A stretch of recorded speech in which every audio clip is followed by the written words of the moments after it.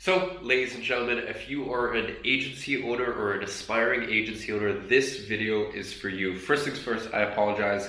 I'm a little sick, so if I sound nasally, that's why. Well, you can see right over my shoulder here, I'm actually editing up the clip that you're about to see right now. Now, what this is actually a mastermind, a Meridian mastermind back in just around 6 months ago, 7 months ago, October of 2018.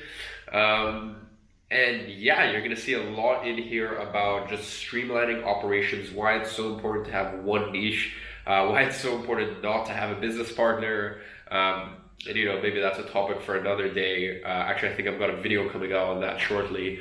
And yeah, just a couple things to note before you watch the video. First things first, as I mentioned in there, that e-com and info product businesses, businesses that sell online courses, online education, stuff like that. I mentioned in there that they're the same. They're not the same, but what I guess kind of what I meant by that is just personally for our agency, e-commerce clients are way easier for us than info product clients, because with info product clients, the KPIs, like we have to watch the KPIs like a hawk. We have to watch, where's breaking point in the funnel. And, for example, if we have a ridiculously high cost per lead that day or cost to acquire a customer, we have to hone in on that funnel and see where breaking point is. Whereas with e-commerce, it's a lot more stable most of the time. One thing with e-commerce is the margins are a lot finer and a lot thinner, as you can imagine. So I guess that's a level of complexity or difficulty that comes with our e-commerce clients. That said, just personally for our agency, info product for us is definitely harder. So that's why when we go to an e-commerce client, it's kind of just like a walk in the park for us, to be honest.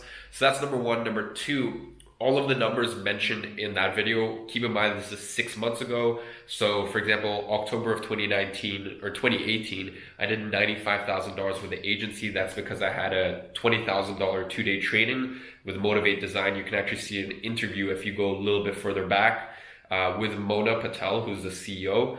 And also we had another one of our e-commerce clients sign, and they actually went for the 3-month all-in-one because we give a 10% discount. So I mentioned it in the video, but it's actually this client, Aura Ring. So they've been a client of ours for 6 months. Actually, just found out like a week ago that they won't be continuing with us. Makes sense. I'm not allowed to say exactly, or I guess, I want to be respectful, so I won't say exactly how much they're making.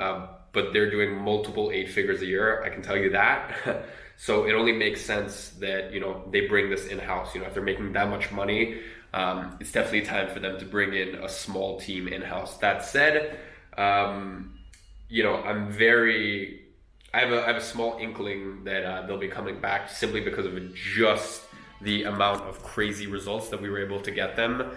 And yeah, so they were that 5-figure in retainer client that I mentioned there. So that was a 5-figure retainer monthly, and they paid 3 months in advance. So that's why that was $95,000 for that month. So yeah, unfortunately, they're bringing it in-house. But as I said, when you're literally making millions a month, it makes sense to have something like that in-house. And I even told Harpreet, who's the CEO, I told him that on day one. But yeah, it was an absolute pleasure working with Aura Ring, especially because obviously I was a customer before they became a client of ours. And as I said, I have a slight little inkling that they'll be back. So that is point number 2 to mention. And point number 3 to mention is in this recording you see, I'm kind of talking back and forth with a guy called Quinn. And I'll actually put a screenshot right now, right after the event, within around, I think it was 3-4 weeks. He was able to take his service fee at $1,500 and basically take it to $2,500, working with much higher level realtors and ones that respected his time a lot more after implementing, what I taught here. So, getting incredible results, having clients that respect you, and really just enjoying your agency and the agency experience and building an agency that's quite hands off and almost automated. This is only possible when you set the right expectations, you work within one niche, and you really just focus on a results driven service. And what I mean by that is, for example, our results driven service is paid traffic. 90% spend is on Facebook, and then we'll do a little bit of retargeting on Google. So that'll be like 10% of the budget. But when you focus on a results driven service, focus on a results driven service, streamline the hell out of every single aspect of your agency, set really clear expectations. And the other thing I mentioned is, once you start getting into the, I'd say $3,000, $4,000, $5,000 per month plus, so if you're charging your clients $3,000, $4,000, $5,000, $10,000, $20,000 per month in just service fee, you're actually going to get clients that are going to leave you alone a lot more, are going to be way more respectful. It's funny, it's always been the clients that we charge the least amount to that are always the biggest pain in the ass. So keep those points in mind. And I guess sort of the last thing to mention before we roll into this clip, which I'm sure you're eager to see, is it's kind of like not all of it might make sense to you, because obviously you would have had to be at the event for the Meridian Mastermind. So it's kind of like I guess you could say like a little bit patchy, but as I said, that's because I'm referencing things we talked about prior in the day and the day earlier. So that's that. And last thing I promise is, tons of people have asked me, Iman, when's the next Meridian Mastermind? And I honestly have no idea. I have no plans at the moment to do another Meridian Mastermind. I'm not sure if I ever will do another Meridian Mastermind. But if you want to join the waiting list, if I decide to open it back up, there is going to be a link right below this video. Just go in, fill out that form. We've kept a backlog of all of the applications, the hundreds of applications. And next time there is a Meridian Mastermind, I'm just going to go through, see, not necessarily based on how much money you're making or how much experience. Most of the time I decide on the Meridian Mastermind who gets to go simply based off of how much effort do you put into your application. Because at the end of the day, it's a 2-day event, 8 to 10 hours. On both days. So we spend a lot of time face to face, and there's only 5 people max who are allowed there. So I guess you could say it's quite intimate. So I like to make sure that the group is a good group. So yeah, with no further ado, let's roll into the video. Hope you enjoy it, and I'll see you in the next one. Or why do I not recommend 2 niches? First of all, you're gonna have different onboarding. You're gonna have different contracts. You're gonna have different expectations. You're gonna have you have to do different service delivery. Yeah. Your outreach methods are gonna be different. Yeah. It's like a completely. Gotcha. It's like a completely different bit. It's like you trying to say like, let's start 2 businesses. Yeah. You don't respect yourself to 10. You don't respect, and you're not gonna be known for something. Right. So like people know me as, or me and my agency as like, we help. Like where's my new shitty website we finally put up? We help coaching and e-commerce businesses scale to 7 and 8 figures through paid traffic and sales funnels. Right. That's what we do. It's specific, right? We don't do it. I don't take on real estate clients. Yeah. So that's why. Yeah, good to know. Right? So don't have 2 niches. Yeah. Trust me. And also, the other thing is, people think that when you have 2 niches, they're like, no, but that's double the volume of leads or double the chance of getting clients. Not really, because people don't realize that like it usually evens out. So you're probably gonna get the same total amount of leads. It'll just be split half, and everything's just gonna be half-assed. Yeah. So I would just pick one, either e-com or real estate, and both can work. Obviously I do e-com and info product businesses, which is pretty much the same thing, right? As I said, it's there's nothing in our protocol that we have to change because of that, right? When it comes to outreach, onboarding, contracts, nothing is different. So the thing with obviously e-commerce works, that's quite clear. I do e-commerce. Real estate also works super well. The only thing is you need to set expectations. Like from my understanding with you, Quinn, like you just haven't set the expectations, because you're telling me you're following up on the leads. So you're following up on the leads for them. No. No, I'm not doing that. Okay, so what do you do? So here's the thing. See, you remember we talked about the machine earlier, right? How, for example, like you built out your machine. So the machine is like the sales process, right? And the process of taking someone from a potential customer to a customer. That's the machine that you've built out. Then you have to feed the machine. But here's the issue. Sometimes what will happen is this will be so shit that it doesn't matter if you feed this machine, the machine doesn't produce anything.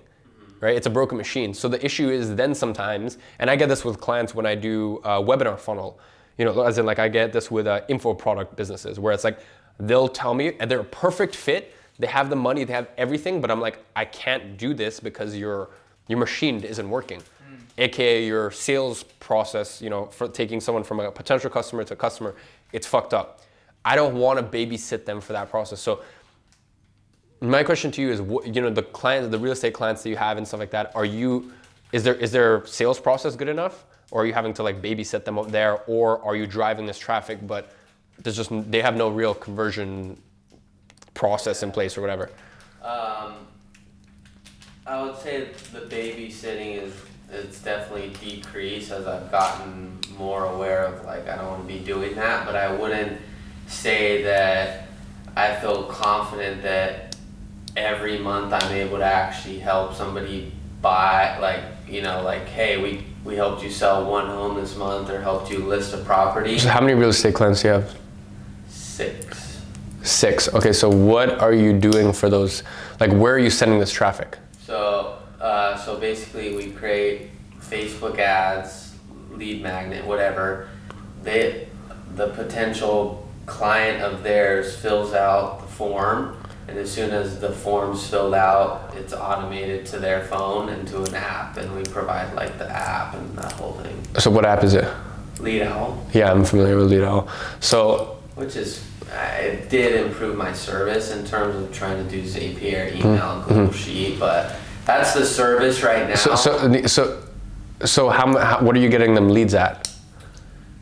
Different areas are different price points, but I would say could range from $5 to $20. I get the services that I guarantee them 30 to 100 leads a month. And that's basically. And are you getting them 30 to 100 leads a month? Oh, for sure. So. But my thing. So where's this extra confusion coming from then? They're not able to close. That's not your fault. Yeah. So then they won't stay, and then Well, no, but you make the expectation very, very clear with them at the beginning. And for example, have you watched the onboarding?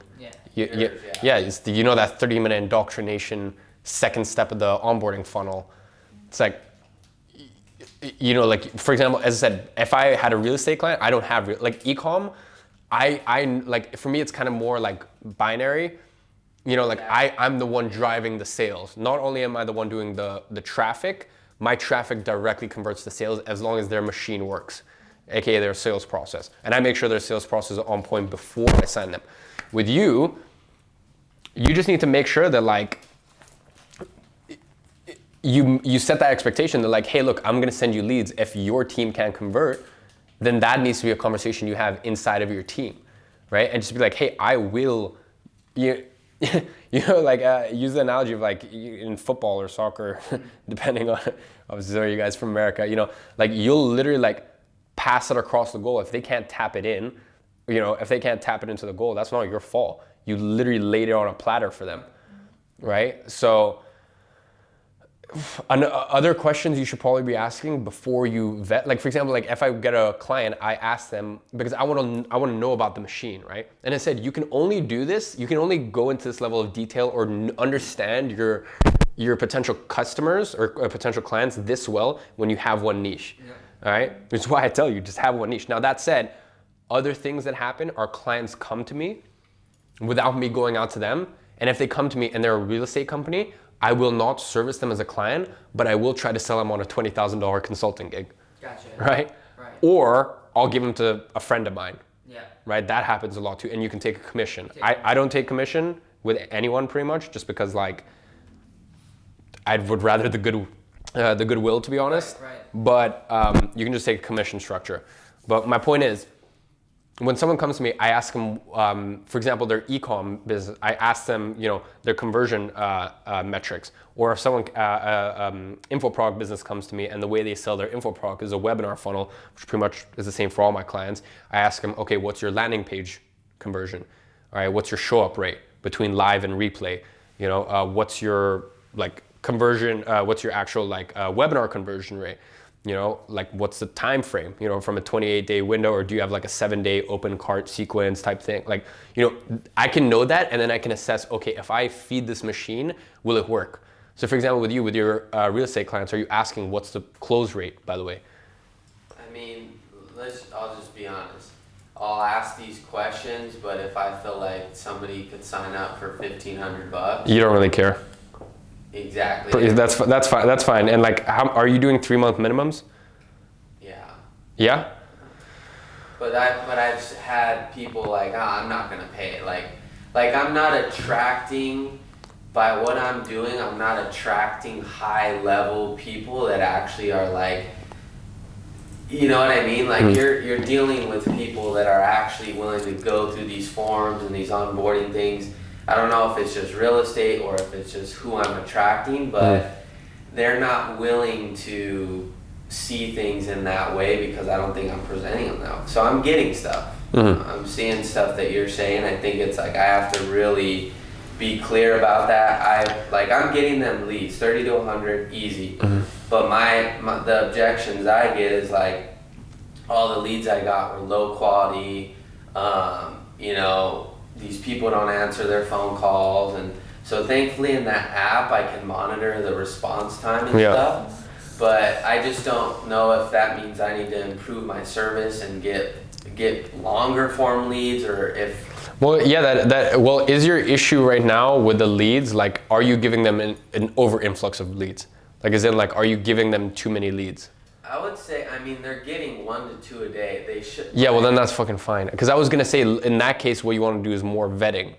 You know, you want to have this thing keeps flying around. You want to do more vetting in that case, right? If, for example, if you were bringing them 20 leads a day, then make sure that machine, as I said, there's more vetting in order to get to the end of it, right? To get to the end of that sales process. Okay. But if you're only bringing them 1 to 2 leads a day, well, that's perfect because you're doing what you said you do. But then yeah, they should be able to fucking follow up on it. And even if it's a shit lead, like at least it's a lead that they can work on. That's what I'm saying. So it's making me question if my service is not good, or if I'm just attracting people that think I'm 100% responsible for. Well, are you setting that expectation that you're not? No. Are you So someone else asked me earlier, they're like, oh, what do you, I think it was you. You asked me like, do your clients communicate with you with WhatsApp? Yeah. Blah, blah. This is that stuff, bro. Huh? I'm seeing stuff, bro. Yeah, and the simple answer is everybody has to do that. The simple answer, this is what I tell my Look, client. you can take them, you can leave them, but at the end of the day, you as now making sure that Communication policy. Myself and the IG media team communicate on Slack. You'll have your own dedicated channel. Any communication outside of Slack will be ignored.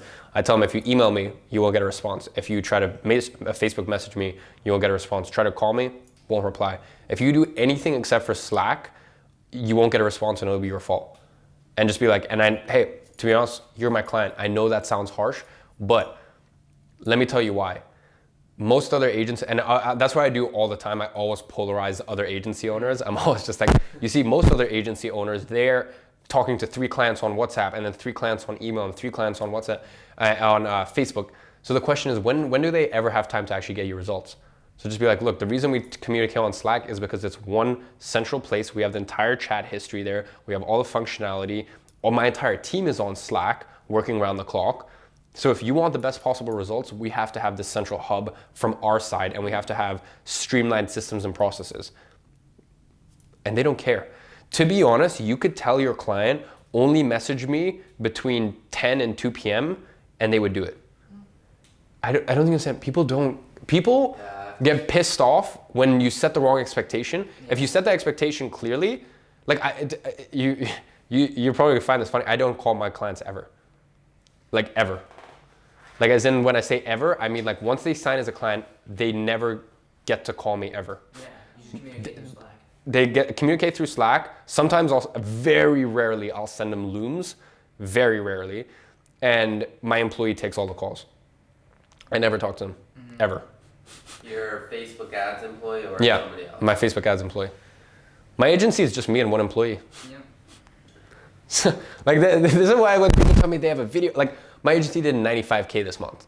As I said, granted, I had Ring who paid 3 months up front, so that was with the 10% discount, so that was Bro, you did it. but yeah, granted it was a larger than normal month because of that 3-month installment, plus I had the 20K consulting.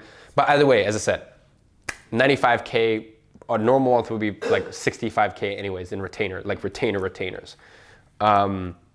So here I am, 95K, one employee. And then I see some people and they're like, they have a business partner, which I'm like, you're immediately a fucking idiot. And we gotta talk about that. Like you have a business, like I'm like, someone commented in the 6-figure SMA community, they're like, what do you think of business partner? I'm like, so let's get this straight. You're gonna give 50% to your business partner, and then you're gonna give, if you're doing well, you're gonna do 50%, you're gonna give 50% to the government. Now that's a fucking scam. Yeah, right. That's a scam. So it's like, first of all, like, you know, I see some people, as I said, 95K with one employee, and that's it this month.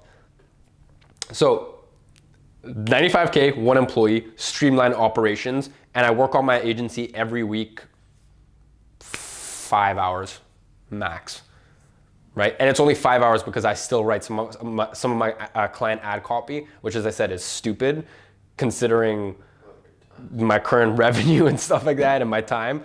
But I just really love, I love writing ad copy. Like I just really like writing ad copy. It's just really fun to me. Plus, I most of the time I write them when I'm in planes. Yeah. So you know, I'll be like going to like New York, and I've got like a 6-7 hour flight, so I'll just write ad copy rather than like sleeping. Yeah. So I look at that, and then I look at someone else, and they have like a business partner. Great, you're fucking stupid. You just give away 50% of your profit. Well done. They have a full-time videographer. It's like, why? They have a full-time client admin support person. It's like, they have a full-time copywriter. It's like, dude, you have 2 clients. It's like, they have like all this stuff, and they're just giving away all this money to all these people, and it's like you're left with nothing personally. Right. You know what I mean? So yeah, that's what I see with a lot of other agencies too. It's like their operations are just so fucked.